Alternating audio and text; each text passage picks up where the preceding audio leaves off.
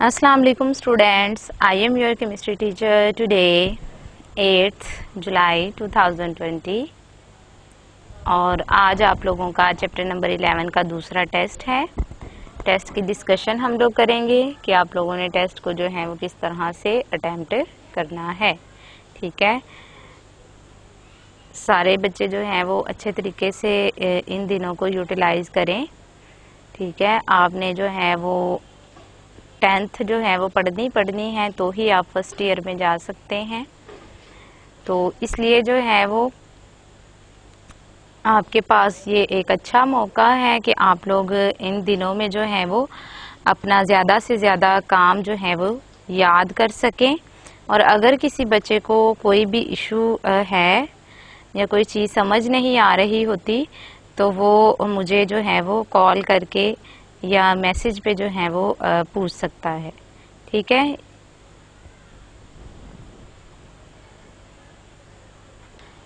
Test जो है वो आप लोगों का एज यूजुअल 25 नंबर का है। जैसा कि फुल चैप्टर का टेस्ट नहीं है, ये चैप्टर जो है वो अभी हम लोग पढ़ रहे हैं तो इसलिए ये 25 मार्क्स का जो है वो टेस्ट है, जिसमें आप लोगों को पता है कि MCQs होते हैं 10 नंबर के और शॉर्ट क्वेश्चन है वो भी 10 नंबर के हैं और एक लॉन्ग क्वेश्चन है।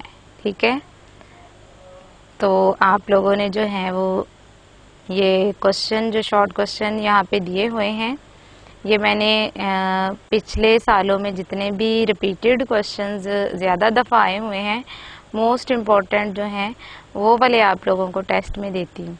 ठीक है, तो सारे जो हैं वो लेक्चर्स को अच्छे तरीके से याद करके तो फिर आप लोग जो हैं वो इसको टेस्ट को जो है वो लिखा करें और उसके बाद इसको सेव कर लिया करें। सबसे पहले आ जाते हैं MCQs की तरफ। MCQs 10 MCQs मैंने आप लोगों को दिए हुए हैं। सबसे पहला जो है वो MCQs है, main component of natural gas is. Natural gas का जो है वो सबसे मेन कंपोनेंट कौन सा होता है इनमें से, तो वो आप लोगों ने नेचुरल गैस के स्टार्ट में ही पढ़ा है कि मीथेन गैस जो है वो नेचुरल गैस में 85% होती है। ये इसका जो है वो मेन कंपोनेंट है। ए वाला ऑप्शन जो है वो इसका करेक्ट है।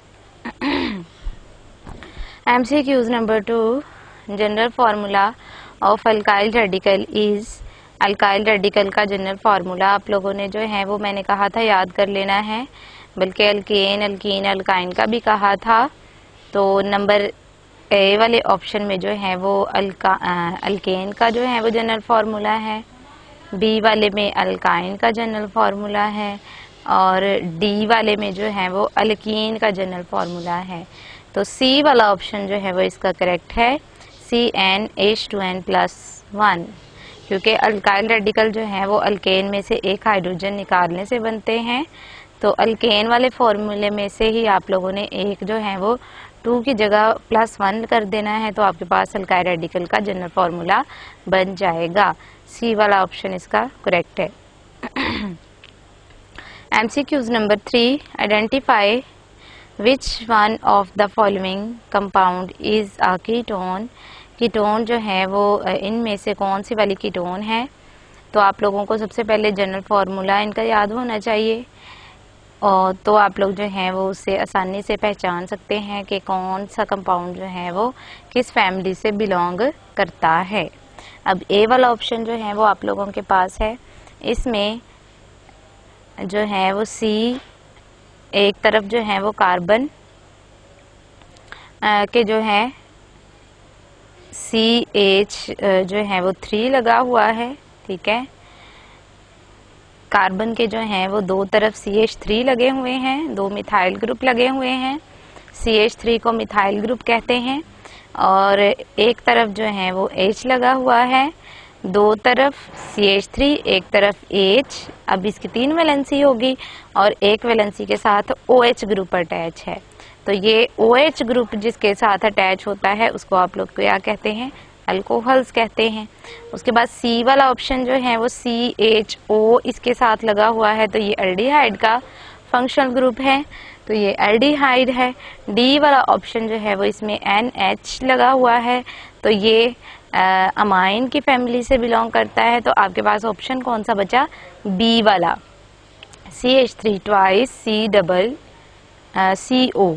ठीक है, अगर आप इसको खोल के लिखे स्ट्रक्चरल फॉर्मूला तो C डबल बॉन्ड O आएगा सेंटर में, और दोनों साइडों पे कार्बन के जो है वो मिथाइल ग्रुप आएगा।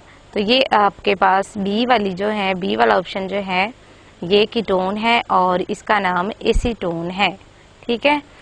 MCQs number 4, the functional group COOH is found in, के COOH जो है वो किसका फंक्शनल ग्रुप है? तो वो आप लोगों ने याद किया हुआ है कि COOH जो है वो कार्बोक्सिलिक एसिड का फंक्शनल ग्रुप होता है। सी वाला ऑप्शन जो है वो इसका करेक्ट है। अल्कोहल का OH होता है, एल्डिहाइड का CHO होता है, एस्टर का जो है वो आप लोगों के पास C, फिर उसके बाद जो है R, या जनरल फॉर्मूला बता देती हूँ, RCOOR। ठीक है, तो ये एस्टर का होता है। तो COOH जो है वो कार्बोक्सिलिक एसिड का होता है। MCQs number 5, CNG stand for, CNG जो है वो किसकी एब्रीवेशन है? तो वो मैंने आप लोगों को कंप्रेस्ड नेचुरल गैस में ही बताया था, नेचुरल गैस में बताया था कि इसको जो है वो इसकी एब्रीवेशन आप लोगों ने अच्छे तरीके से याद करनी है। तो इसका डी वाला ऑप्शन जो है वो करेक्ट है, कंप्रेस्ड नेचुरल गैस। CNG की एब्रीवेशन जो है वो कंप्रेस्ड नेचुरल गैस होती है। MCQs number 6, which one of the following is synthetic fibre, यानी कि जो हम खुद से तैयार कर सकते हैं। तो ये आपके पास जो है वो यूजेस ऑफ ऑर्गेनिक कंपाउंड में है, क्लॉथ वाले में। तो उसमें आप लोगों ने पढ़ा था कि जो सिंथेटिक फाइबर हैं वो आप लोगों के पास नायलन है। सी वाला इसका ऑप्शन जो है वो करेक्ट है, बाकी तीनों जो है वो नेचुरल फाइबर्स है।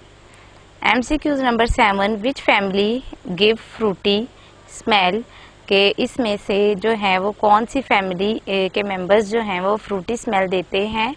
वो मैंने आप लोगों को बताया था कि एस्टर्स जो हैं, अल्कोहल और कार्बोक्सिलिक एसिड के मिलने से एस्टर्स बनते हैं, और जो एस्टर्स होते हैं ये आप लोगों के पास जो है वो फ्रूटी स्मेल देते हैं। ये आप लोगों को मैं टेस्ट करके भी दिखा दूंगी। MCQs number 8, how many carbon atoms are present in the heptane. तो ये तो आप लोगों को किसी में भी जो है पूरे चैप्टर में कभी भी पूछा जा सकता है कि हेप्टेन के कितने कार्बन होते हैं या हेक्सेन के कितने होते हैं, क्योंकि मैंने आपको कहा हुआ है कि टेबल जो है वो अच्छे तरीके से याद कर लीजिएगा। ठीक है, तो हेप्टेन में भी 7 जो है, हेप्टेन है या हेप्टीन है या हेप्टाइन है, इसमें कार्बन जो है वो 7 ही रहेंगे, सिर्फ हाइड्रोजन जो है वो उनका नंबर वेरी करता है। ठीक है, कार्बन उतने ही रहते हैं। तो इसका जो है वो सी वाला ऑप्शन जो है वो करेक्ट है। MCQs number 9, which one of the following is not a fossil fuel, इनमें से कौन सा जो है वो फॉसिल फ्यूल नहीं है? तो कोल गैस भी फॉसिल फ्यूल होती है, नेचुरल गैस भी होती है, पेट्रोलियम भी होता है, बायोगैस जो है वो फॉसिल फ्यूल नहीं है। ठीक है, सी वाला इसका ऑप्शन जो है वो करेक्ट है। उसके बाद MCQ number 10, petroleum is refined by distillation. Petroleum जो है वो रिफाइन जो है उसकी रिफाइनिंग की जाती है किस प्रोसेस के जरिए से? तो वो है आप लोगों के पास फ्रैक्शनल डिस्टिलेशन। ए वाला ऑप्शन जो है वो इसका करेक्ट है। शॉर्ट क्वेश्चंस पे आ जाते हैं। सबसे पहला शॉर्ट क्वेश्चन मैंने पूछा हुआ है टेस्ट में, डिफाइन पेट्रोलियम। पेट्रोलियम की डेफिनेशन आपने सिंपली लिखनी है और कुछ भी नहीं इसके अंदर लिखना। तो पेट्रोलियम जो है वो मैंने आप लोगों को बताया था डार्क ब्राउनिश या ग्रीनिश ब्लैक कलर का जो है वो गाढ़ा किस्म का लिक्विड होता है, और इसके अंदर जो है वो सॉलिड, लिक्विड, गैस, हाइड्रोकार्बन्स के जो है वो कंपाउंड मिक्स हुए होते हैं। वाटर भी होता है इसके अंदर और अर्थ के पार्टिकल्स भी इसके अंदर मौजूद होते हैं। तो इतना ही आप लोगों ने इसके अंदर लिखना है। Short question number 2, what is the importance of natural gas. तो इम्पोर्टेंस जो है वो यूजेज ही हैं। ठीक है, यूजेज जो आप लोगों ने पढ़े थे नेचुरल गैस के, वही इसकी इम्पोर्टेंस है। तो वही सारे आप लोगों ने जो है वो यूजेज इसके अंदर लिख देने हैं कि हम घरों में इस्तेमाल करते हैं, ऑटोमोबाइल्स में इस्तेमाल करते हैं, फर्टिलाइज़र बनाने के लिए इस्तेमाल करते हैं। ठीक है, तो ये इसके जो हैं वो यूजेस हैं। Short question number 3, justify that organic compounds are used as a fuel, कि वजाहत करे कि ऑर्गेनिक कंपाउंड जो है वो फ्यूल के तौर पे इस्तेमाल होते हैं। तो वो आप लोगों ने ऑर्गेनिक कंपाउंड के यूजेस में इसकी वजाहत की थी कि ऑर्गेनिक कंपाउंड जो है वो फ्यूल के तौर पे इस्तेमाल होते हैं, यानी कि जो पेट्रोल है, कोल है, नेचुरल गैस है, ये ऑर्गेनिक कंपाउंड है और ये फॉसिल फ्यूल है, और इनको हम लोग जो हैं वो एज अ फ्यूल जो है वो डिफरेंट पर्पसेस के लिए जो है वो इस्तेमाल करते हैं। Question number 4, how are alkyl radicals formed. Short question number 4 में जो है वो अल्काइल रेडिकल की फॉर्मेशन आप लोगों ने लिखनी है। तो इसकी डेफिनेशन में ही असल में इसकी फॉर्मेशन भी बता दी हुई है कि अल्केन में से हाइड्रोजन निकालेंगे तो अल्काइल रेडिकल्स बनते हैं। तो आप इसकी रिप्रेजेंटेशन भी लिख दें। ठीक है, रिप्रेजेंटेशन भी इसके साथ ही लिख दें, और उसके बाद जो है वो इसको जो है वो एन को हटा के आई लगाते हैं। ठीक है, तो वो भी इसका बता दें साथ में, और उसके बाद उसका जनरल फार्मूला भी साथ में लिख दें। और प्रोपाइल रेडिकल की एग्जांपल मैंने यहाँ पे दी हुई है। तो प्रोपाइल रेडिकल की एग्जांपल जो है वो आप लोगों ने लिखनी है, या अगर आपको ब्यूटाइल रेडिकल की आती है तो ब्यूटाइल रेडिकल की भी लिख सकते हैं। आपने सिर्फ जो है वो एक दफ़ा रेडिकल्स जो है वो बना के दिखा देने हैं। ठीक है, functional group. What is functional group, के फंक्शनल ग्रुप क्या है। तो आप लोगों ने इसकी डेफिनेशन ही लिखनी है कि फंक्शनल ग्रुप क्या होता है, और उसके बाद जो है वो आप लोगों ने किसी भी एक फंक्शनल ग्रुप की एग्जांपल लिख देनी है। चाहे आप लोग, यहाँ मैंने अल्कोहल की लिखी है, आप एल्डिहाइड, कीटोन, कार्बोक्सिलिक एसिड, किसी की भी जो है वो एग्जांपल लिख सकते हैं। ठीक है, इतना ही इसका जो है वो आंसर होगा, और ये इम्पोर्टेंट शॉर्ट क्वेश्चन भी है। के बाद आ जाते हैं हम लोग लॉन्ग क्वेश्चन पे। Write down the characteristics of homologous series.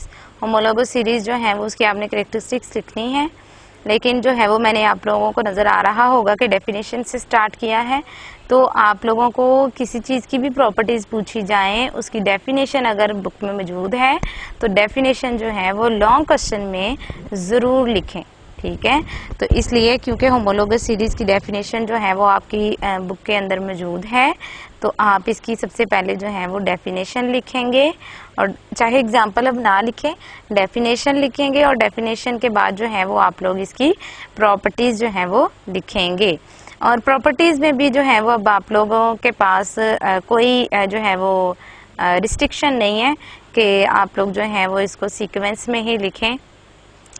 तो अगर आपको जो है वो पॉइंट नंबर 2 जो है वो भूल जाता है, कि वो स्किप हो जाता है दिमाग में, लेकिन बाद में याद आ जाता है, तो अब आप सोच रहे हैं कि इसको मैं लिखूं या ना लिखूं, सीक्वेंस खराब हो गया है या क्या हो गया है, तो उसमें कोई मसला नहीं है। ठीक है, आप उसको जो है वो बाद में भी लिख सकते हैं। तो ये इसकी प्रॉपर्टीज जो है वो, उसका सीक्वेंस जो है वो आप लोग एज इट इज़ याद रख लें तो बहुत ही अच्छी बात है, लेकिन अगर भूल जाए तो परेशान नहीं होना, आप उसको बाद में एंड पे लिख सकते हैं।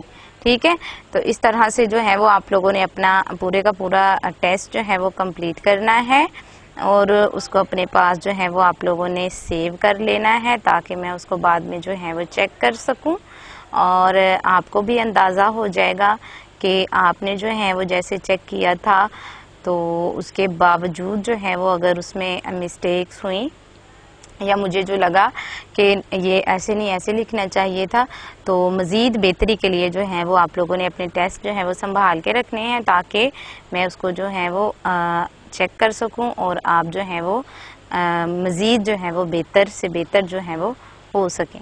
Thank you 10th class. अच्छे तरीके से जो है वो अपने तमाम लेक्चर जो हैं वो सुना करें, और अपना ख्याल रखा करें, और अपने घर वालों का भी ख्याल रखा करें, और नमाजें भी पढ़ा करें, और हमें भी अपनी दुआओं में याद रखा करें। ठीक है।